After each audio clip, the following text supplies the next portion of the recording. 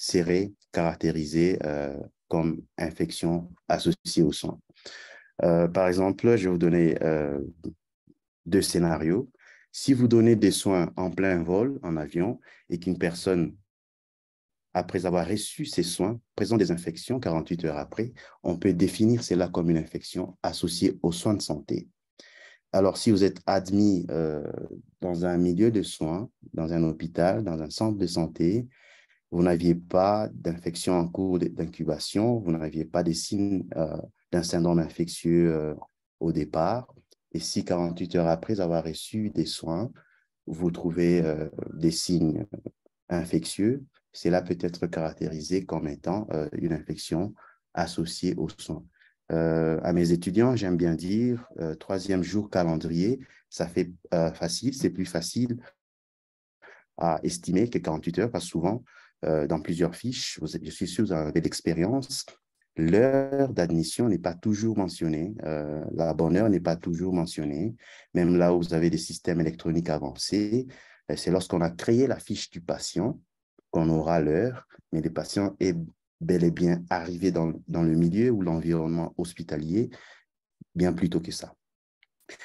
Alors, une autre réalité dans nos milieux, c'est qu'il n'y a pas assez d'études, il n'y a pas assez d'études et recherches sur la prévention des infections à la résistance aux antimicrobiens. Pas donné avec magnitude de ce problème, pas dès le niveau du problème, mais avec des données disponibles de la question. Voilà. Donc là, on va discuter des troubles. Il va s'agir associés aux soins en néonatologie. On va devoir discuter un tout petit peu sur la contribution des infections bactériennes à la mortalité néonatale et enfin, discuter des facteurs contribuant à la colonisation bactérienne dans les unités néonatales. Alors là aussi, je vais essayer de définir euh,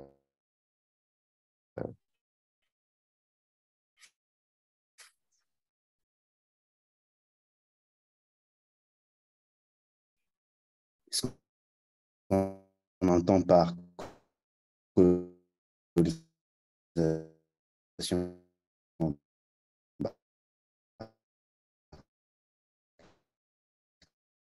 bactérienne.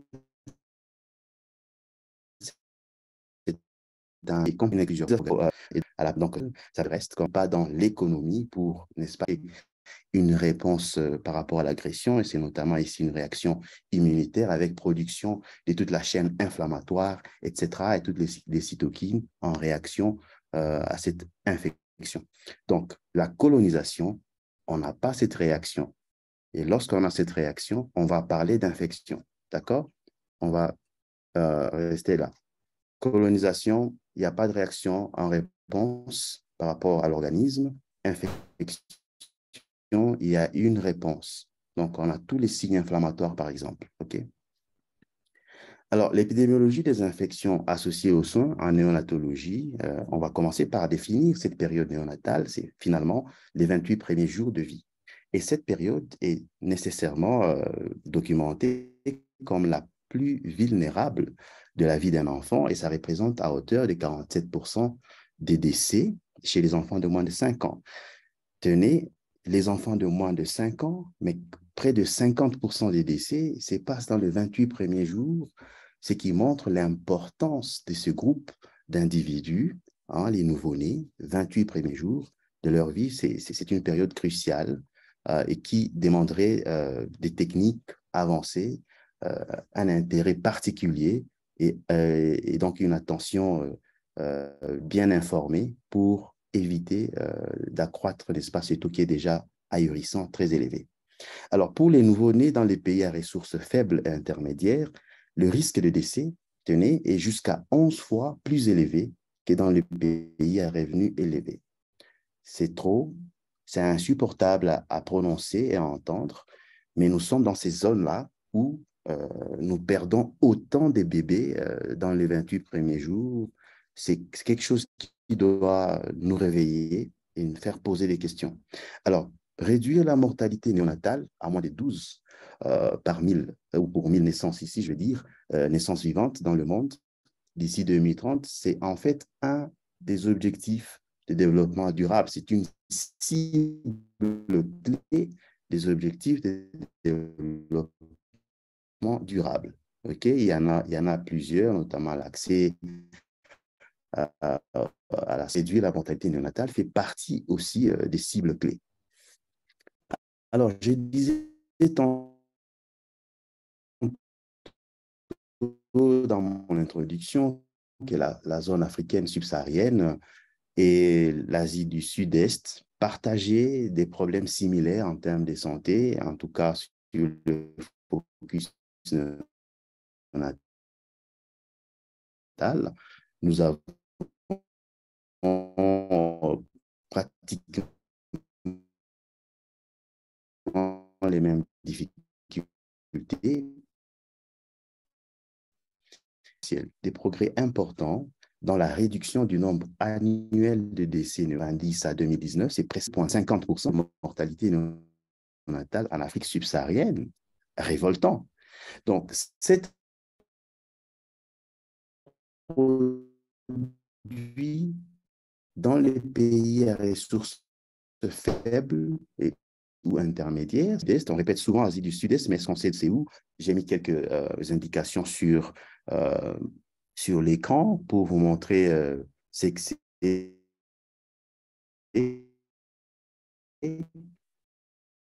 l'Asie du Sud-Est. Et là, si vous voyez mon pointeur rouge, et on a là le Brunei, donc Cambodge, Timor-Leste, Vietnam, Singapour, Philippines, la Malaisie, etc. Ce sont des pays de l'Asie du Sud-Est et qui ont des problèmes.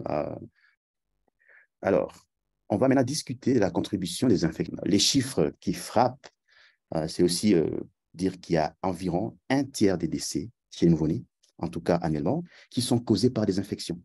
Les infections, comme vous le savez, elles peuvent être bactériennes, elles peuvent être virales, fongiques, parasitaires.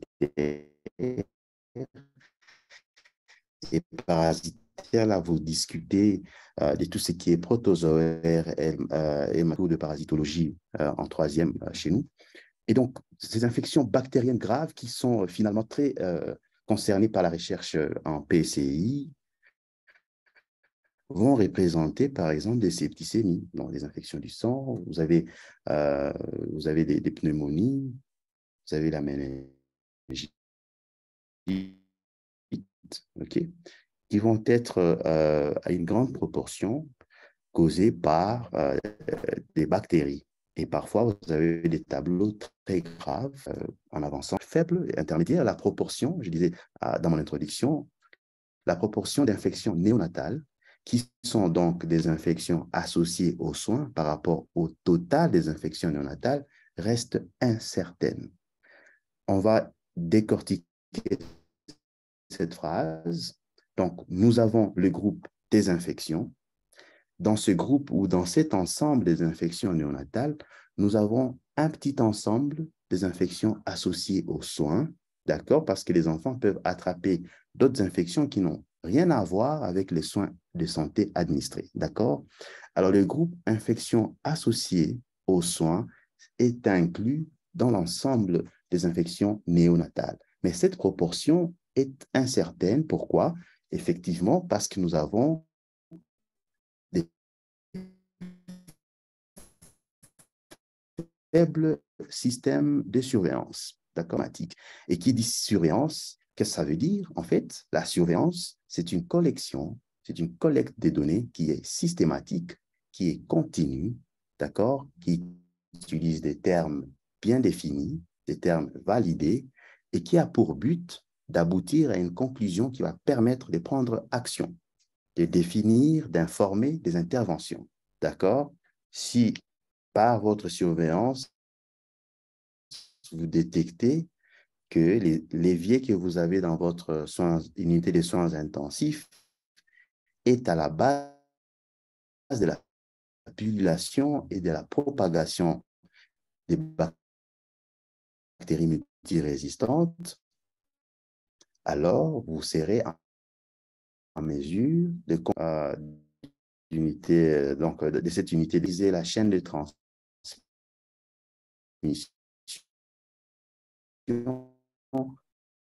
en éliminant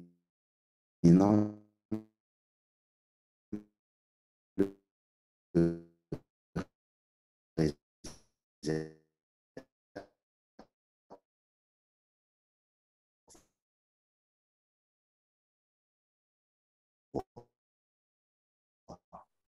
Donc, vous aviez fait une surveillance, notamment par des échantillons d'environnement, former une action et la propagation intensive des nombres sont étiquetés à tort comme des décès liés à la prématurité en raison de quoi? D'un manque d'accès à des tests diagnostiques précis. Donc, on va ranger une très grande proportion des décès chez les nouveau-nés à la prématurité plutôt qu'à la septicémie ou à une origine infectieuse, tout simplement parce qu'on a un manque criant d'accès à des tests diagnostiques de colonisation bactérienne dans les unités néonatales. J'ai parlé de la colonisation au départ. Je vous ai prévenu qu'on aura ce concept à répétition au cours de cette présentation. Et donc, peut-être pour ceux-là qui n'étaient pas encore là, la colonisation, c'est tout simplement la présence des micro-organismes au niveau des surfaces corporelles, mais qui n'entraînent pas une réponse du corps humain, notamment par des réponses inflammatoires, production des cytokines, etc., contrairement à ce que l'infection ferait. Lorsqu'il y a infection, il y a non seulement présence des micro-organismes, mais il y a aussi réponse de l'organisme par rapport à cette agression de plusieurs façons. Et je répète ici, par exemple, la réponse inflammatoire. Alors, dans les milieux à ressources limitées, la colonisation bactérienne, néonatale, précoce, par des agents infectieux pathogènes fait suite à quelques facteurs. C'est notamment une exposition aux conditions sous-optimales d'accès à l'eau propre, aux conditions d'assainissement qui sont sous-optimales, conditions d'hygiène qui sont aussi sous-optimales. Par exemple, si vous n'avez pas accès à l'eau propre, il n'y a pas moyen de vous laver les mains de manière sécure, de manière safe. Si vous n'avez pas des milieux assainis, vous êtes exposé à des contaminations environnementales à longueur des journées, etc. Les exemples vont continuer.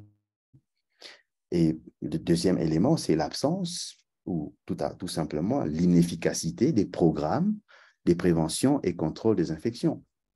Et le tout dernier, c'est par exemple des taux élevés des colonisations maternelles avec des organismes multirésistants. On a pu démontrer en 2017 qu'au niveau africain, on avait jusqu'à 17,5 des colonisations maternelles chez les femmes donc enceintes ou qui viennent des données naissance. Et on a confirmé ces études plus tard, dans les années 2018-2019, où on a montré, par exemple, qu'une proportion jusqu'à 12,5% des femmes enceintes dans la région du Cap étaient porteuses des gènes codants pour la résistance aux bêta-lactamines. Hein, c'est notamment ici le gène CTX-M15 qu'on retrouve au niveau communautaire. Et jusqu'à 2,2% de ces femmes étaient porteuses des gènes de résistance ou codant pour la résistance au carbapénémase. Et par exemple, le gène OXA48, ça, on a retrouvé en faisant des analyses génomiques de tous ces échantillons qu'on a pris dans le groupe d'études, donc ces femmes enceintes à Take Avec Hospital. C'est pour dire quoi? Alors, il y a de nombreux défis à la mise en œuvre des meilleures pratiques de PC. Je vais m'arrêter une seconde. La mise en œuvre des meilleures pratiques de PC, qu'est-ce que ça veut dire? Donc, vous avez des mesures qui sont connues, qui sont basées sur des preuves scientifiques. Vous avez des résultats que ça marche, mais vous n'arrivez pas à mettre ça en pratique. Voilà ce que j'appelle mise en œuvre. OK? Ne pas arriver à mettre ça en pratique C'est ce que j'avais appelé ici des nombreux défis, d'accord? Alors, qu'est-ce qu'on trouve? C'est dans ces unités obstétriques et néonatales, des pays à ressources, pardon, faibles et intermédiaires, on va retrouver des facteurs tels que le surpeuplement, par exemple un lit qui est partagé par plusieurs patients. Vous avez des équipements partagés, des thermomètres, des tensiomètres, des mètres rubans qui sont partagés. Et après qu'ils aient été partagés, il y a un retraitement inadéquat. Donc, on ne suit pas les mesures de retraitement qui s'imposent. Et troisièmement, vous avez un nettoyage de l'environnement qui est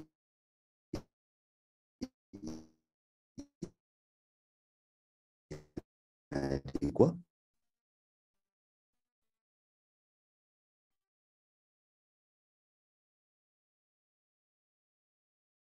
Donc, les gens qui nettoient les surfaces environnementales n'ont pas été formés à la PCI nécessairement basé sur qui retourne vers moi. Je ne sais pas si quelqu'un a un élément, c'est plutôt l'hygiène de main. Et je marque la capacité limitée des laboratoires pour la surveillance des infections associées au sang, avec donc, comme conséquence la reconnaissance tardive des épidémies et des taux élevés de prescription d'antibiotiques. On va s'arrêter une seconde. Pourquoi le laboratoire est-il si important dans la surveillance? Premièrement, parce qu'on va être capable d'identifier le pathogène en cause, on va être capable d'établir le profil de résistance aux antibiotiques, on va être capable de déterminer l'antibiotique qui va finalement marcher. Et donc, on ne va pas donner des antibiotiques à large spectre, à tout vent, et détruire même la flore intestinale ou la flore normale qui nous aide finalement à bien fonctionner. C'est notamment ici dans la modulation du système immunitaire, etc., la physiologie, la production des vitamines B, etc. Donc, on doit faire attention. Et lorsqu'on surveillance basée sur le laboratoire, c'est sûr, on a des données probantes. Et lorsque peut de manière précoce, un début d'épidémie, et donc mettre des mesures nécessaires pour arrêter la propagation et donc éviter d'avoir des épidémies plus grandes. Et donc réduire la mortalité liée à cette épidémie. Mais ça va aussi nous permettre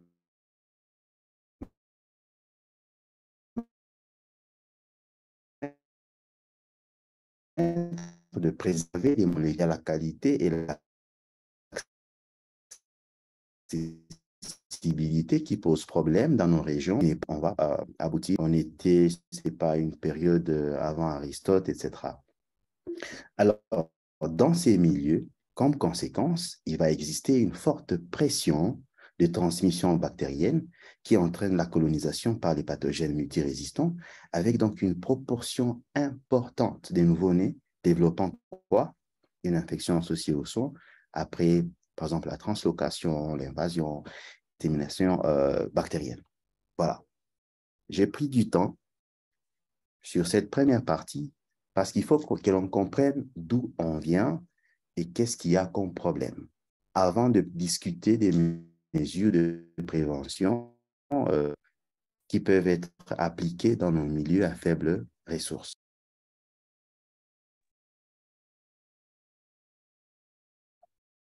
Alors, j'ai subdivisé ces mesures en 4 grands domaines d'intervention et on va aller de la promotion donc de la promotion et de la colonisation par une flore normale et ensuite la prévention de la colonisation par des agents pathogènes.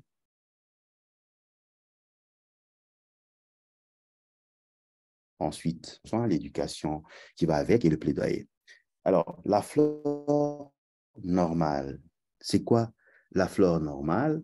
Ben, la flore normale, c'est l'ensemble de ces micro-organismes qui vivent en symbiose avec l'hôte.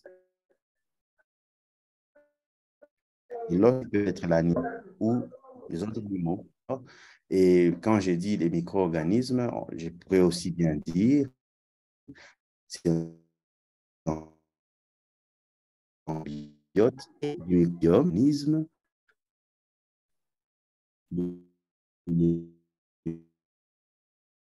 microbiotes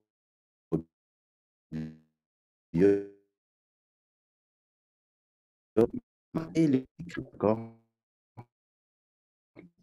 Là, je vais accélérer. Dans la promotion de la colonisation par une fleur normale, on a les éléments tels que les soins mère kangourou et l'allaitement maternel.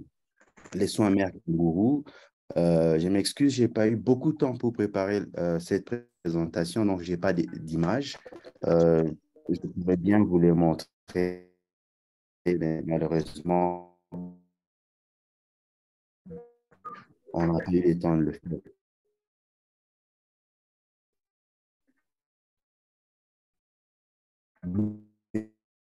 Et on va dire les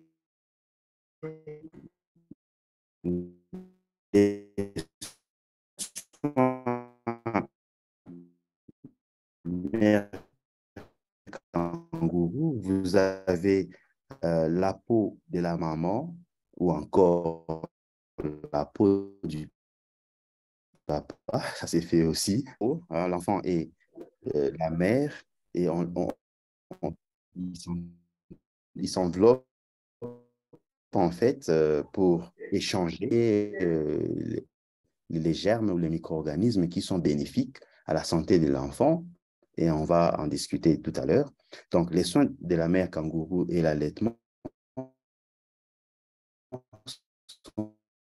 Et tout ça fait quoi? Ça contribue à l'intégrité de la barrière intestinale et à la diminution du risque d'infection. Allaitement maternel. Nos programmes insistent souvent sur un minimum de 6 mois. Et si vous pouvez allaiter jusqu'à 2 ans, c'est encore plus beau, n'est-ce pas? Alors, les substances bioactives du lait maternel, telles que les immunoglobulines, les cellules immunitaires, les microbes même, les mucines, les cytokines et les oligosaccharides du lait maternel favorisent le développement du système immunitaire du nouveau-né et réduisent le risque d'infection. Je vais m'arrêter sur le mot oligosaccharides du lait maternel parce qu'à un autre moment, je vais parler des probiotiques et je vais introduire rapidement un concept de prébiotique et symbiotique.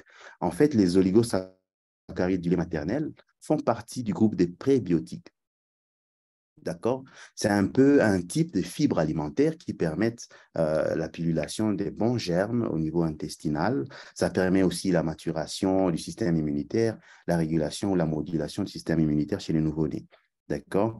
Et ces prébiotiques, nous en avons de plusieurs sortes, mais au niveau du lait maternel, les oligosaccharides du lait maternel jouent le rôle du prébiotique.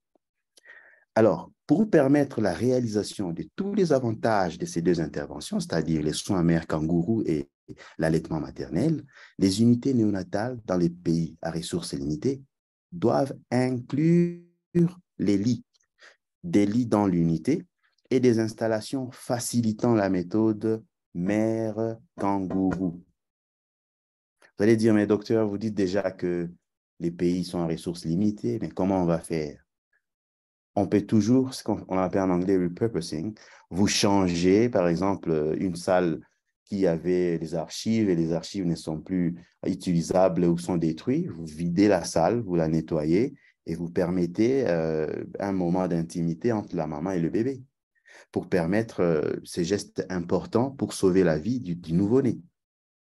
D'accord? On a été à des endroits où ils ont énormément de lits mais ils ont un petit espace pour le soin kangourou, mère kangourou, et ça donne des résultats déjà très, très grands. Donc, ce n'est pas question d'avoir 25 mètres carrés, etc., mais il faut déjà faire une utilisation optimale ou marginale de certains espaces dans vos milieux pour améliorer cela. D'accord? Good. Alors, les probiotiques. C'est quoi les probiotiques?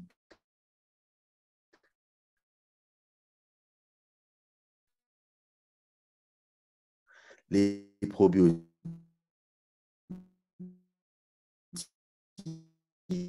on peut définir simplement comme des micro-organismes qui des bénéfices. Et les probiotiques, ici, on peut en citer le lactobacillus, ok? Ce sont des micro-organismes vivants néonatales, d'accord? Les nouveau-nés prématurés, par exemple, avec un développement intestinal immature, peuvent bénéficier d'une exposition précoce aux probiotiques pour améliorer l'intégrité de la barrière intestinale et du système immunitaire. De la médecine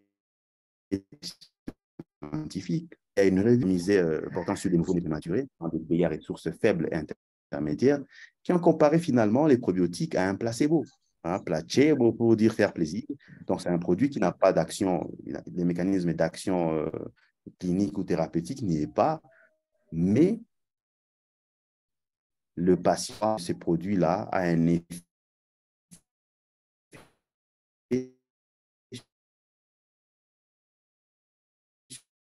sur sa santé, d'entérocolite nécrosante, la réduction aussi en termes de septicémie tardive et des mortalités, toutes causes confondues. Alors, les pédiatres qui sont sur le plateau, euh, ils vont me compléter. Lorsqu'on dit septicémie ou sepsis précoce ou alors par précoce, on voit dans les 3 jours de vie et au-delà des 3 jours, on parle de tardif, de survenue tardive.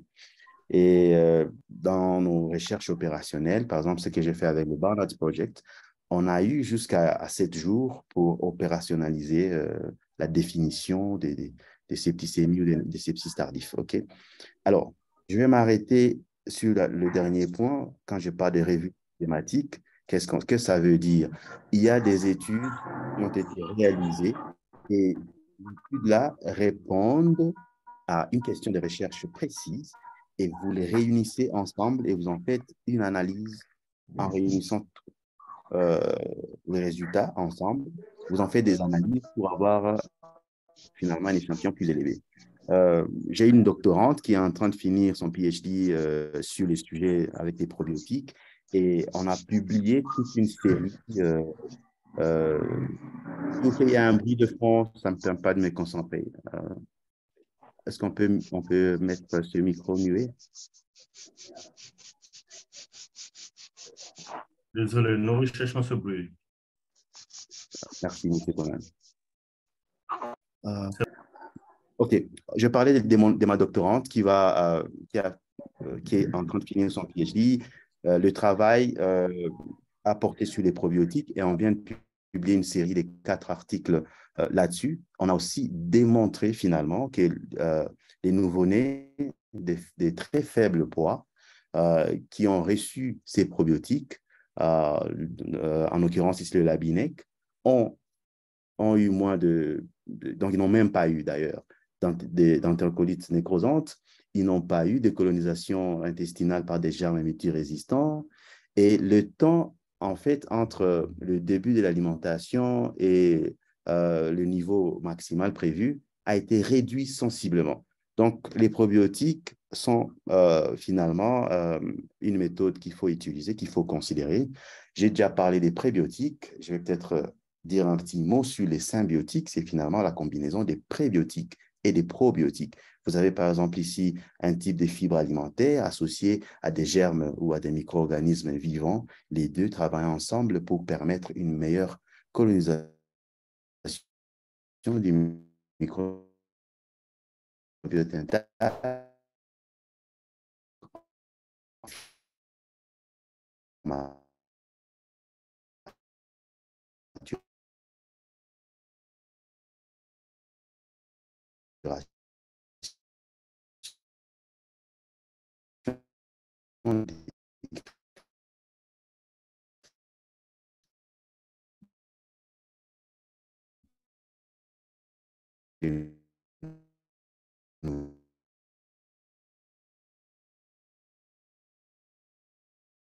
Je suis en train de compléter avec CDC Europe, c'est pour permettre en fait d'arriver au niveau africain à définir nos critères à nous, parce qu'on a défini Atlanta, ça ne s'applique pas toujours. On n'a pas les mêmes conditions de travail, on n'a pas les mêmes moyens. Et donc, l'interprétation même et même la mise en œuvre de ces outils chez nous ne donne pas toujours des résultats comparables. Donc, il faut qu'on arrive à déterminer des outils qui s'adaptent au contexte de notre travail en région africaine, par exemple. Et donc, nous pensons que nous pouvons arriver, en Afrique, nous avons un flair clinique très élevé, on n'a pas encore des laboratoires sophistiqués, mais avec le flair clinique, arriver à